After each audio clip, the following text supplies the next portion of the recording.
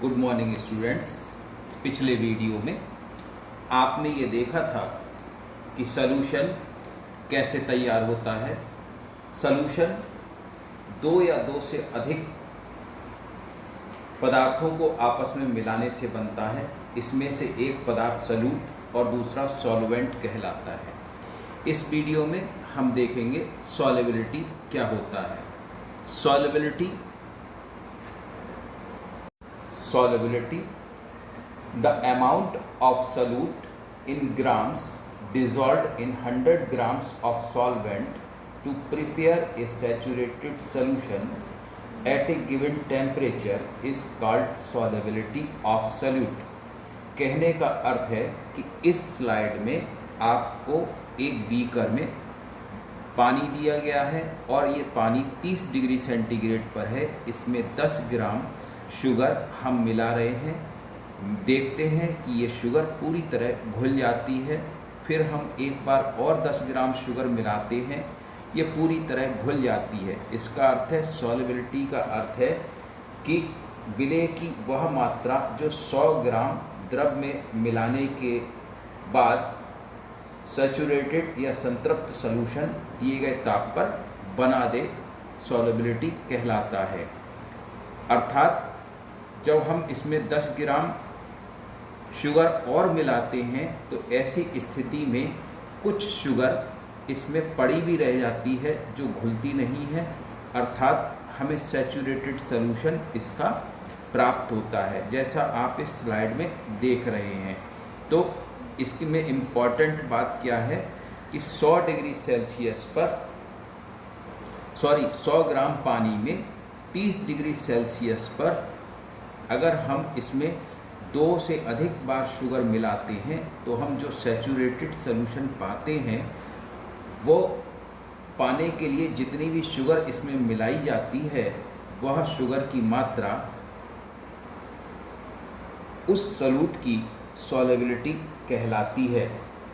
अर्थात कुछ शुगर पानी में घुली हुई ऐसी अवस्था में रहती है और कुछ शुगर पानी में अघुलनशील अवस्था में रहती है। अर्थात सैचुरेटेड सॉल्युबिलिटी के लिए सॉल्यूशन का सैचुरेटेड होना या संतृप्त होना आवश्यक है।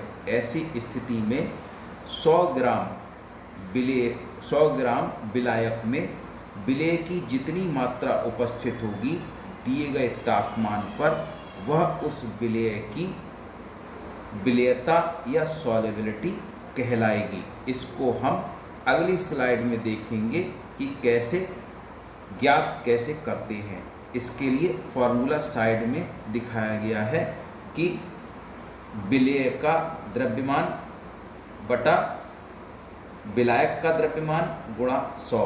अर्थात यहाँ ऐसी स्थिति में हमने 2 बार शुगर मिलाई थी तो विलेय कितना हुआ 20, सॉल्वेंट कितना लिया था 100 ग्राम, तो 20/100 गुणा 100 अर्थात 20% इसकी सॉल्युबिलिटी हो गई। तो सॉल्युबिलिटी को व्यक्त करने के लिए प्रतिशत का प्रयोग करते हैं। सॉल्युबिलिटी को व्यक्त करने के लिए जो फार्मूला था वो इसमें दिखाया गया है कि विलेय का द्रव्यमान बटा विलायक का द्रव्यमान गुणा 100। इस प्रकार सॉल्युबिलिटी के बारे में आप अच्छी तरह से समझ गए हैं। इसको अपनी कॉपी में नोट कर लीजिए। आगे की स्लाइड में देखेंगे कि सॉल्युबिलिटी किस प्रकार किन किन फैक्टर्स पर निर्भर करती है। इस स्लाइड में ये बताया गया है कि सॉल्युबिलिटी 3 तथ्यों पर निर्भर करती है। नंबर 1, सॉल्वेंट और सॉल्यूट की प्रकृति क्या है। नंबर 2, इसका तापमान क्या है, तापमान का क्या प्रभाव पड़ता है, और दाब अर्थात प्रेशर का क्या प्रभाव पड़ता है। इस स्लाइड में ये भी बताया गया है कि यदि हम दिए गए सॉल्वेंट या विलायक में नमक मिलाएं या चीनी मिलाएं तो नमक की विलेयता अधिक होती है, चीनी की विलेयता कम होती है। क्यों? इसको आप भली भांति विचार अपने मन में कर सकते हैं। इसका जवाब अगली स्लाइड में आपको मिलेगा।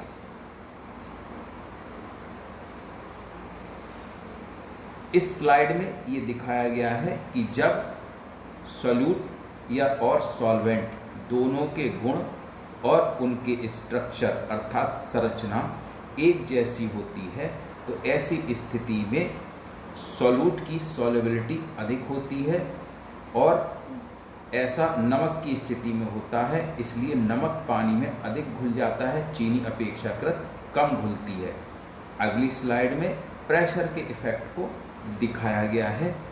प्रेशर के इफेक्ट को जानने के लिए यदि सॉल्यूट और सॉल्वेंट गैसीय अवस्था में हो तो सॉल्युबिलिटी प्रेशर के डायरेक्टली प्रोपोर्शनल होती है, अर्थात जैसे जैसे दाब बढ़ाते हैं वैसे वैसे सॉल्युबिलिटी बढ़ती चली जाती है। इसका उदाहरण इस स्लाइड में कार्बोनेटेड ड्रिंक्स या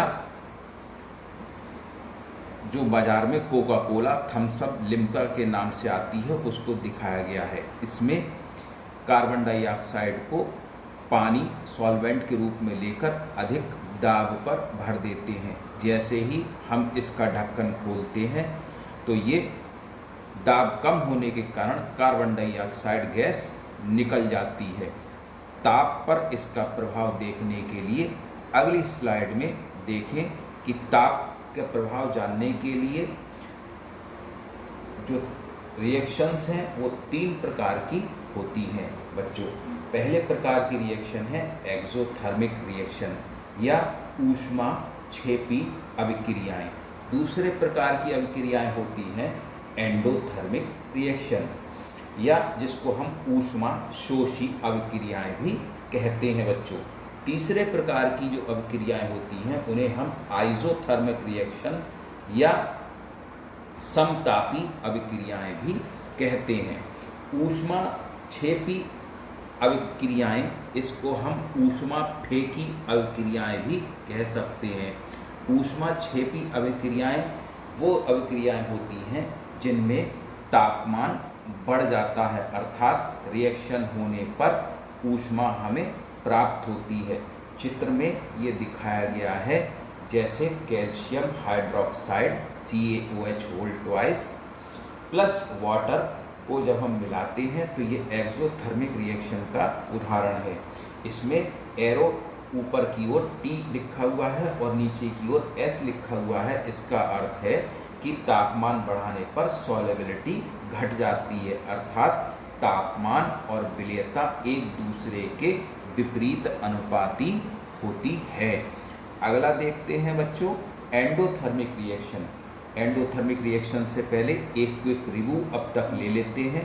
विलेयता के बारे में अब तक आपने सीखा कि यदि सॉल्यूशन सैचुरेटेड स्थिति में हो तो 100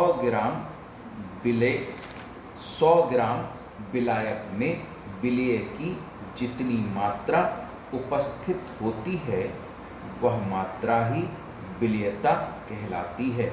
इसके लिए एक फार्मूला भी मैंने आपको अभी बताया कि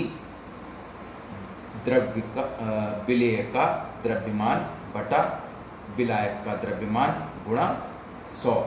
इसके साथ साथ मैंने आपको बताया था कि सॉल्युबिलिटी टेम्परेचर पर, प्रेशर पर और सॉल्वेंट और सॉल्यूट के कणों के आकार पर कैसे निर्भर करती है। आइए उसी स्लाइड पर फिर वापस आते हैं। एंडोथर्मिक रिएक्शन वो होती है जिसमें ऊष्मा हमें देनी पड़ती है, या इस रिएक्शन का एग्जाम्पल है NH4Cl अमोनियम क्लोराइड को जब हम पानी में घोलते हैं तो एंडोथर्मिक रिएक्शन या ऊष्माशोषी अभिक्रिया प्राप्त होती है। इस रिएक्शन में T ऊपर की ओर एरो के साथ और S भी ऊपर की ओर एरो के साथ दिखाया गया है। इसका अर्थ है कि तापमान बढ़ाने पर विलेयता ऊष्माशोषी अभिक्रियाओं में लगातार एक जैसी रहती है, अर्थात तापमान जैसे जैसे बच्चों इन अभिक्रियाओं का हम बढ़ाते जाते हैं, विलेयता जो है इन विलयनों की बढ़ती चली जाती है।